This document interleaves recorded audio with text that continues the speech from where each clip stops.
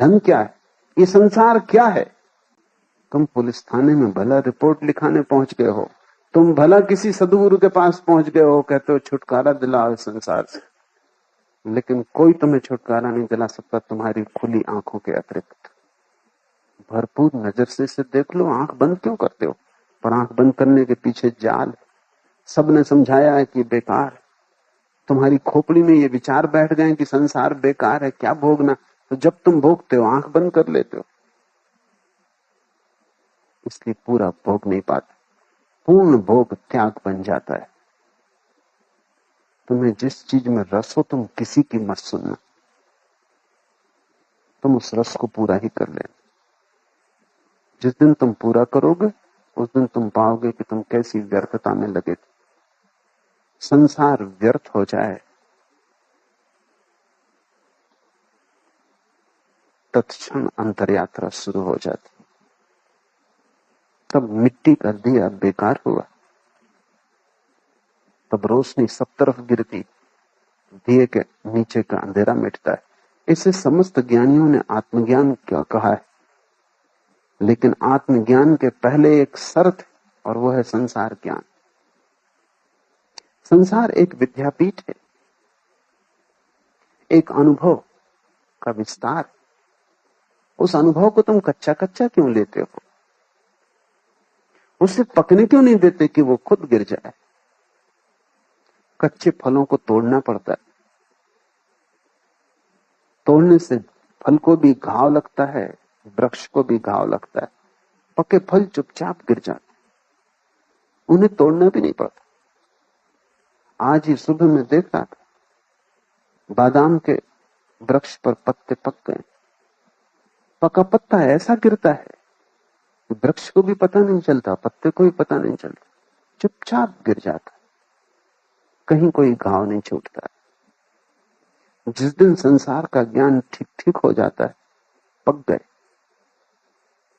और पका हुआ त्याग ऐसा है जैसे पका हुआ पत्ता, पका हुआ वृक्ष, कहीं कोई खबर नहीं होती।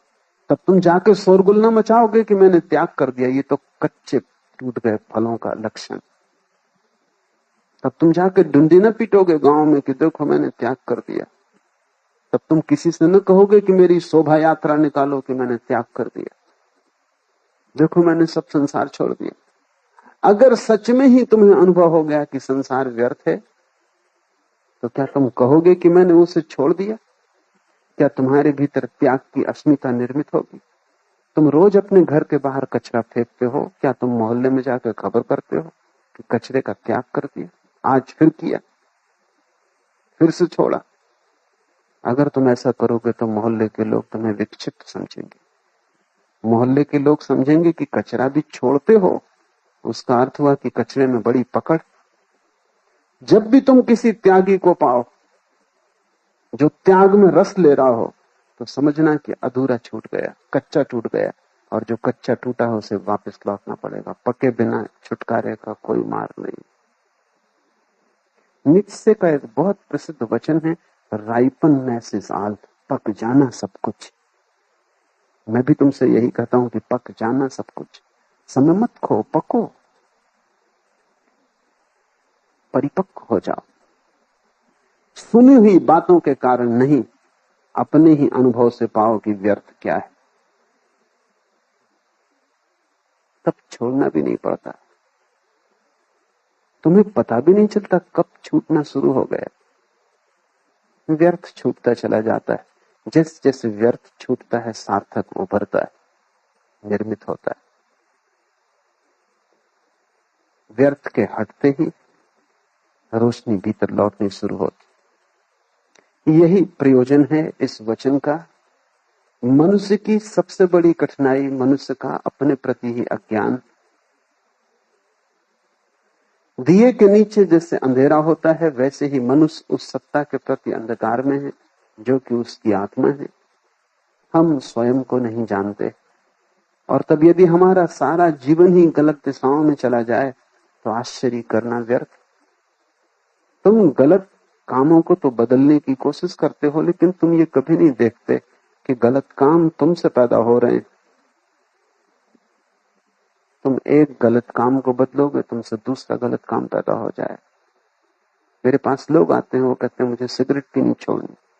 मैं उनसे कहता हूं कि सवाल तुम्हारा है, तुम्हारी सिगरेट पीना छोड़ा दूंगा, कल तुम इसकी जगह कोई और परिपूरक खोजोगे, तम्बाकू खाओगे, सूंघनी सूंघोगे, तुम कुछ ना कुछ करोगे। क्योंकि सवाल सिगरेट पीने का नहीं है, ये सिगरेट पीना ऊपर से आ गया कृत्य नहीं, तुम में लगा फल। इसको तुम तोड़ दो, दूसरा फल लगेगा। तुम अपने कृत्यों को बदल के क्या करोगे? तुम अपने आत्मा को जानने की कोशिश करो।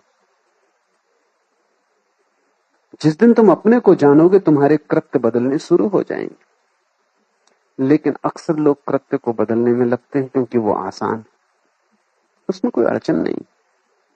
तुम 7 बजे सोकर उठते हो, 5 बजे उठ सकते हो, 2-4-8 दिन परेशानी होगी। अगर जिद्दी स्वभाव के हुए, थोड़ी लठ प्रकृति के हुए, 2-4-8 दिन में 5 बजे उठने लगोगे। थोड़ी हठवादिता रही, दम्भी आदमी हुए, उठने लगोगे 5 बजे। लेकिन तुम ही तो उठोगे ना 5 बजे। 7 बजे तुम उठते थे, 5 बजे भी तुम ही उठोगे। जल्दी उठने से क्या फर्क हो जाएगा? लेकिन तुम सोचते हो जाएगा। मुल्ला नसरुद्दीन एक लड़की के प्रेम में था। सभी प्रेमी अपने प्रेम की प्रशंसा करते। तो उस लड़की से कह रहा था कि सुबह उठते ही तेरा नाम लेता। तो उस लड़की ने कहा, यही तो तुम्हारा भाई कहता। नसरुद्दीन ने कहा, लेकिन एक बात ख्याल रखना, मैं उससे पहले सोकर उठता। पहले सोकर उठ के भी तुम नाम लोगे भगवान का, इससे क्या फर्क पड़ता है? 7 बजे लेते कि 5 बजे लोगे, तुम ही लोगे ना। 7 और 5 से तुम में क्या फर्क पड़ता है? कोई भी फर्क नहीं पड़ता। लेकिन ये आसान, कृत्य को बदलना आसान, क्योंकि कृत्य ऊपरी बात, कपड़े बदलने जैसा है। ये पहना, दूसरा पहन लिया। स्वयं को बदलना असली सवाल है। लेकिन स्वयं को बदलने की पहली शर्त कि दिए के तले का अंधेरा मिटे। वहां अंधेरा है जहां तुम हो, वहां तुम जाओगे तो सदा अंधेरा पाओगे। समस्त शास्त्र कहते हैं कि भीतर प्रवेश करके बड़े प्रकाश का अनुभव होता है, लेकिन तुम आंख बंद करो, सिर्फ अंधेरा दिखाई पड़ेगा। ये कोई शाब्दिक बात नहीं है जो मैं कह रहा हूं कि दिया तले अंधेरा है। समस्त वेद, उपनिषद, कुरान, बाइबल, धम्मपद, सभी का एक बारे में सहमति है कि भीतर अनंत प्रकाश है। लेकिन तुम जाओ, आंख बंद करो, जैसे आंख बंद करते हो अंधकार। क्या मामला है? क्या ये सारे लोग भ्रांति में थे? तुम जब भी आंख बंद करते हो अंधेरा, और ये सब चिल्लाए चले जाते हैं। अलग अलग देशों में पैदा हुए लोग, अलग अलग समयों में, एक दूसरे से कोई संबंध भी नहीं, एक दूसरे से सीखने का उपाय भी नहीं, लेकिन समस्त शास्त्र कहते हैं कि भीतर परम प्रकाश। थोड़ा सोचना कि क्या होगा कारण। परम प्रकाश भीतर है, लेकिन अभी तुम जहां खड़े हो वहां अंधेरा पड़ रहा है। अभी तुम्हारी सारी रोशनी बाहर जा रही, भीतर कुछ भी नहीं बचती। अभी तुम ऐसे हो कि सारी गंगा सागर की तरफ बही जा रही, गंगोत्री में कुछ नहीं बचता। गंगोत्री खाली हो जाती, पानी भाग रहा है बाहर की तरफ, बाहर की तरफ, दूर जा रहा है अपने से। भीतर सब रिक्त होता जा रहा है। और ऐसा अगर होता रहे तो कितना ही प्रकाश तुम्हारे भीतर हो, अंधकार हो जाएगा। वैज्ञानिक कहते हैं कि हमारा जो सूरज, ये 4000 साल में बुझ जाएगा, क्योंकि रोशनी बाहर जा रही। विराट है, पृथ्वी से 60,000 गुना बड़ा है, अनंत क्षमता का है, लेकिन वो भी चुक जाएगा। 4000 साल में सूरज भी खाली हो जाएगा, क्योंकि प्रकाश बाहर चला जा रहा है। तुम सूरज से भी बड़ी क्षमता के हो। कबीर ने कहा है, जैसे हजारों सूरज एक साथ जल जाएं, ऐसा वहां प्रकाश है। लेकिन वो भी चुका देते हो। बाहर बाहर बाहर खाली होते जाते। जिस जैसे खाली होते वैसे वैसे दीनता लगती। बच्चे को देखो, बड़े भाव से भरा हुआ पैदा होता, जैसे सम्राट। और बूढ़े को देखो, थका हारा टूट गया। जिब्रान की एक छोटी सी कहानी है। एक लोमड़ी सुबह सुबह उठी, उसने अपनी छाया देखी। सुबह का सूरज उग रहा था, उसकी छाया बहुत बड़ी थी। उसने कहा आज तो एक ऊंट मिले खाने को तभी हल होगा। इतनी बड़ी छाया थी, एक ऊंट से कम में पेट ना भरेगा। फिर दोपहर तक उसने ऊंट की तलाश की। अब लोमड़ी को कहीं ऊंट मिले, और मिल भी जाए तो लोमड़ी करेगी क्या। लेकिन दोपहर तक भूखी हो गई, थक गई। फिर उसने दोबारा नीचे छाया की तरफ देखा, सूरज सिर पे आ गया।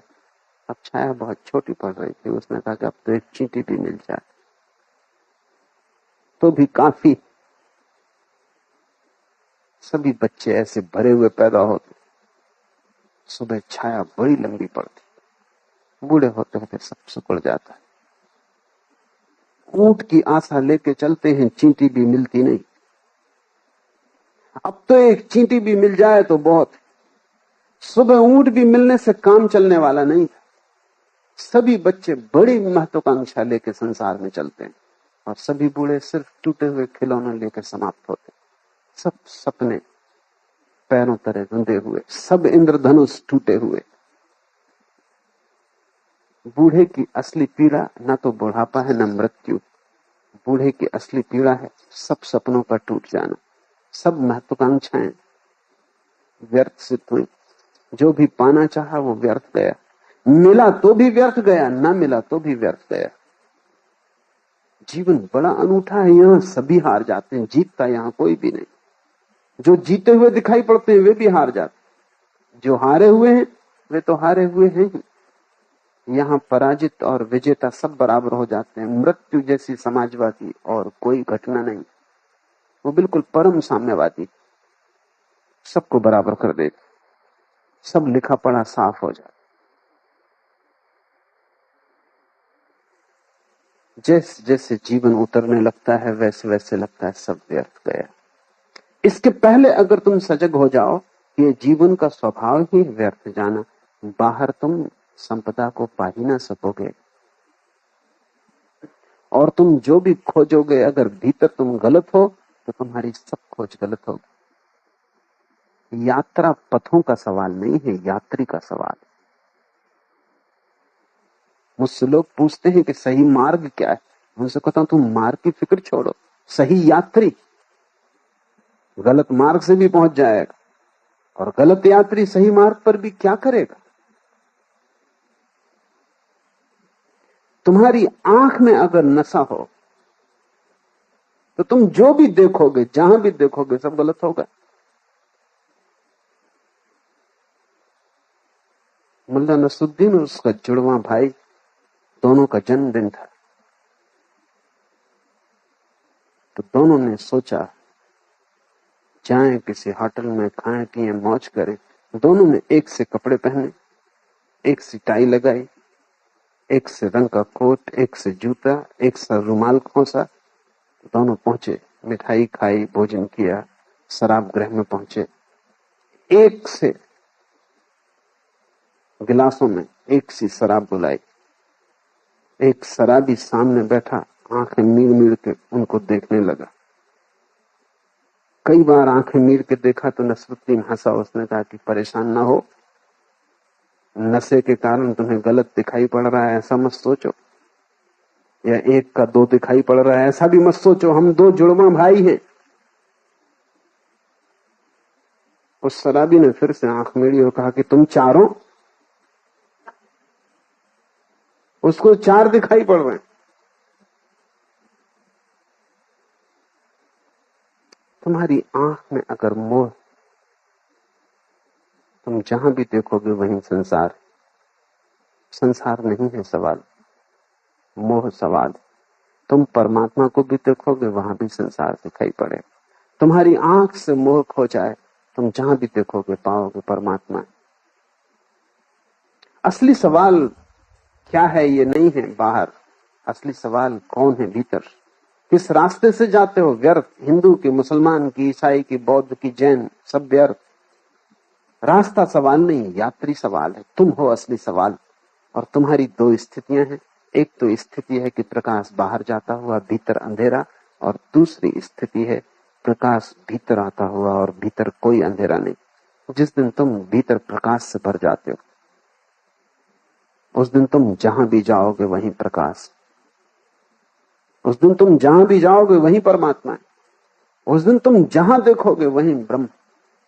उस दिन तुम जहां झांकोगे वहीं उसे पाओगे। जीसस ने कहा है, तोड़ो लकड़ी को और पाओगे तुम मुझे, उठाओ पत्थर को, मैं ही छिपा हूं। लेकिन ये किसके लिए कहा है? तुम लकड़ी तोड़ोगे, ईश्वर को पाओगे? कुछ भी ना पाओगे, लकड़ी और टूट गई। पत्थर उठाओगे, ईश्वर को दबा हुआ पाओगे? असंभव। तुम जहां भी जाओगे, जो तुम्हारी दशा है उसी की प्रतिध्वनि पाओगे। संसार दर्पण, तुम अपने को ही देखोगे और कुछ देखने का उपाय नहीं। और दर्पण को तोड़ने में मत लग जाओ, उससे कोई फर्क ना पड़ेगा। मैंने सुना है एक कुरूप स्त्री थी, वो जहां भी दर्पण देखती तोड़ देती। लोग उससे पूछते कि ऐसा तू क्यों करती? तो वो कहती, क्योंकि दर्पण के कारण मैं कुरूप हो जाती। दर्पण किसी को कुरूप नहीं करते। दर्पण तो वही झलका देते हैं जो तुम हो। तुम्हारे सब संबंध, पत्नी, पति, बेटे, पिता, माँ, मित्र, शत्रु, समाज, संसार, तुम्ही को झलकाता है। सभी दर्पण। जहां जहां तुम देखते हो कुरूपता, वहीं से तुम भागते हो, दर्पण तोड़ते हो। दर्पण तोड़ने से क्या होगा? अपने को बदलो। लेकिन अपने को बदलने का स्मरण ही तब आता है जब रोशनी भीतर की तरफ जानी शुरू हो जाती। दो यात्राएं हैं प्रकाश की, या बाहर की तरफ या भीतर की तरफ। और जो गहनतम घटना घटती है वो ये कि जैसे ही प्रकाश भीतर आना शुरू होता है, जैसे तुम आंख बंद करते हो और ध्यान भीतर आता है। कब आएगा ध्यान भीतर? जब बाहर कोई वासना ना हो। वासना ध्यान को आकर्षित करती, वो ध्यान का ऑब्जेक्ट, विषय वस्तु बन जाती। उपवास करो, भोजन पे ध्यान जाएगा। कभी नहीं जाता था भोजन पे, उपवास के दिन भोजन पे जाएगा। मंदिर में बैठो, ध्यान दुकान पे जाएगा। क्यों ऐसा होता?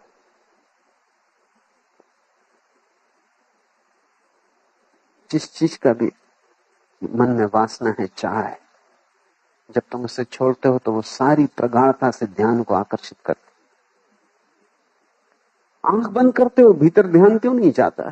क्योंकि अभी बाहर चाहे कायम, निर्वासना हुए ध्यान ना होगा। क्या करो? साधु संत समझाते हैं, वासना छोड़ो। काश इतना आसान होता। ये ऐसे ही जैसे किसी को बुखार चढ़ा है, तुम बड़े ज्ञानी हो, उसको कहो बुखार छोड़ो, औषधि बताओ कुछ। ये तो वो भी चाहता है कि बुखार छोड़ दे, लेकिन छोड़े कैसे? तुम कितनी कहो कि तुम ही बुखार को पकड़े हुए, बुखार तुम्हें नहीं पकड़े हुए, फिर भी वो कहेगा कि मैं क्या करूं, कैसे छोड़ूं? बुखार है, औषधि चाहिए। क्या है औषधि? इस संसार से चाहे टूट जाए, एक ही औषधि मैं अनुभव कर पाता हूं, और वो ये है कि तुम बहुत सजगता से संसार को भोगो। बेहोशी में भोगोगे, ये संसार कभी भी तुमसे छूटेगा ना। तुम सजगता से भोगो। जहां जहां संसार कहे यहां रस है, वहां वहां जाओ, वहां वहां पूरा ध्यान लगा दो। भूल जाओ परमात्मा को, भूल जाओ आत्मा को, भूल जाओ सदगुरुओं को, शास्त्रों को। पूरा ध्यान वहां लगा दो और पूरे ध्यान से भोग लो। जिस चीज को तुम पूरे ध्यान से भोग लोगे वही व्यर्थ हो जाएगी। सार्थकता वहां है नहीं। संसार को व्यर्थ करो, संसार को चुका दो, तुम अचाह से भर जाओगे। और जब अचाह होगी, तब भीतर ध्यान ले जाने में क्या अड़चन? अड़चन खत्म हो गई, बाधा कोई ना रही।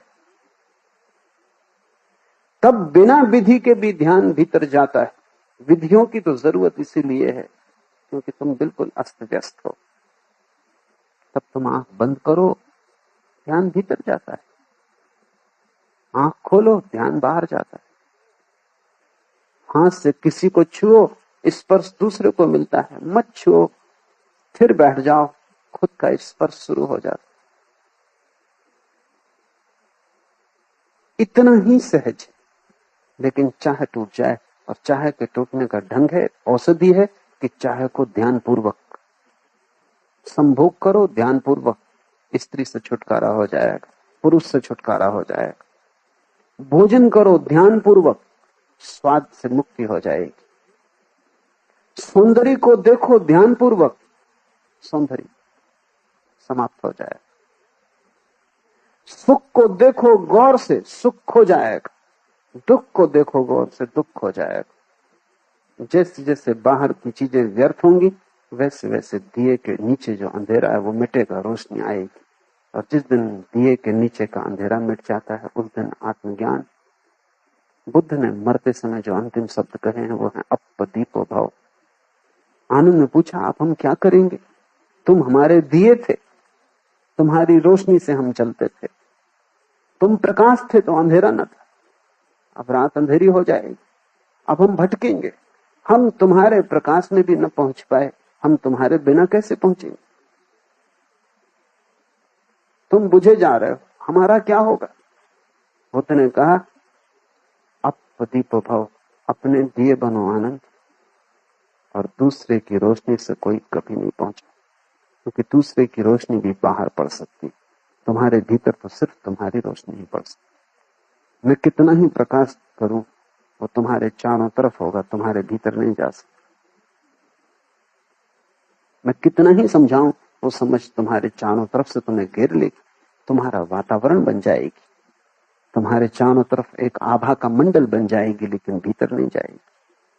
भीतर तो तुम्हारा ही ज्ञान स्फुरित होगा, तुम्हारी ही आत्मा जलेगी, तुम्हारा ही दिया जलेगा। तभी वो दिया जल ही रहा है, सिर्फ उसके नीचे अंधेरा है। अंधेरे के कारण मैंने तुम्हें बताया, एक एक कारण को तोड़ते चलो। सबसे बड़ा कारण यह है कि तुम्हारा रस अभी संसार में कायम।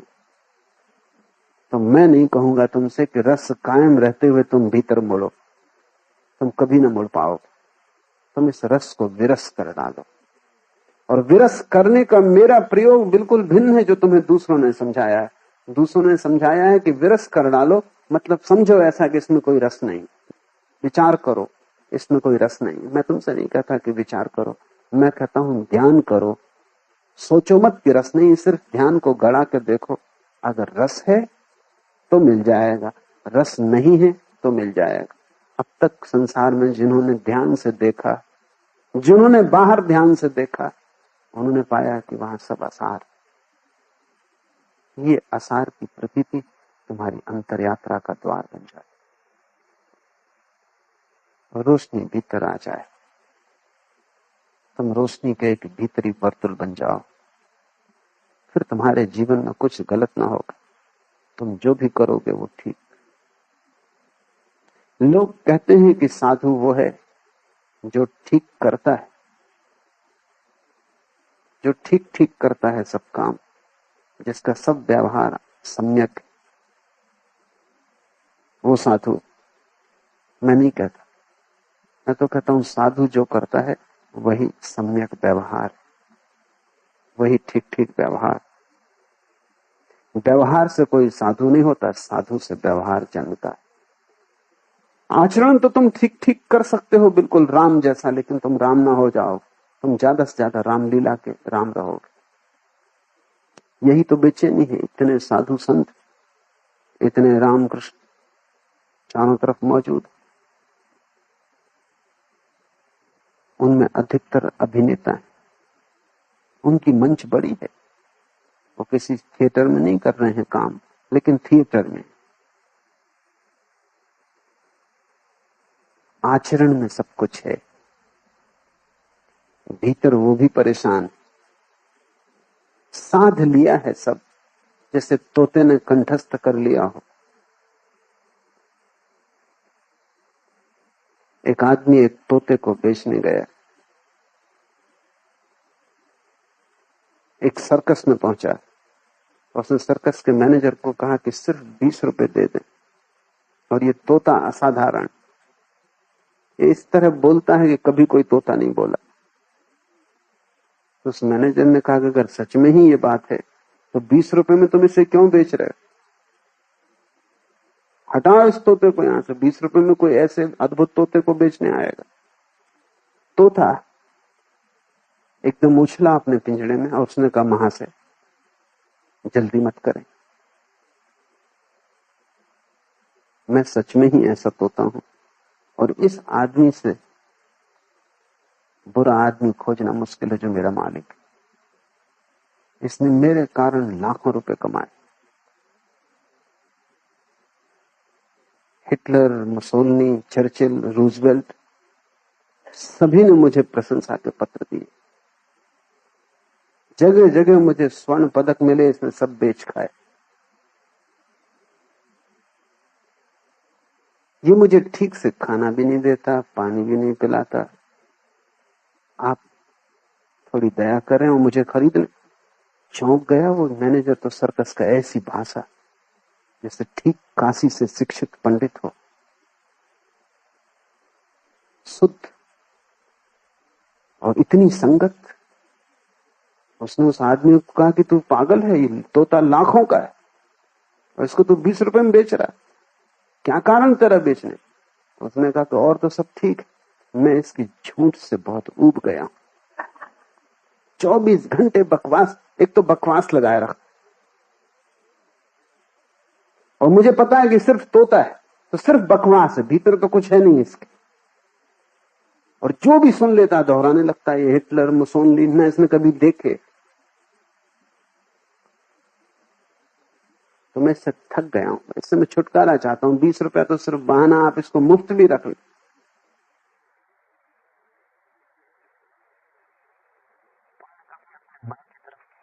मन क्या है इस तोते से ज्यादा है, इसने कुछ जाना नहीं। वेद पढ़ लिए हैं, उपनिषद रख लिए, दोहरा सकता है कबीर को, कुंद कुंद को, किसी को भी, पर ये तोते से ज्यादा है। और ये तोता कितना ही कुशल हो गया हो बोलने में,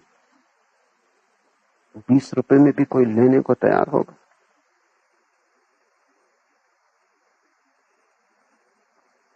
लेकिन आश्चर्य कि तुम इससे अभी तक उबे नहीं, और इसकी झूठों से भी तुम उबे नहीं। इसने जमाने भर के गोल्ड मेडल इकट्ठे कर लिए, ये तुमसे निरंतर झूठ बोल रहा है और तुम भरोसा किए चले जाते, और इसकी बकवास 24 घंटे चल रही।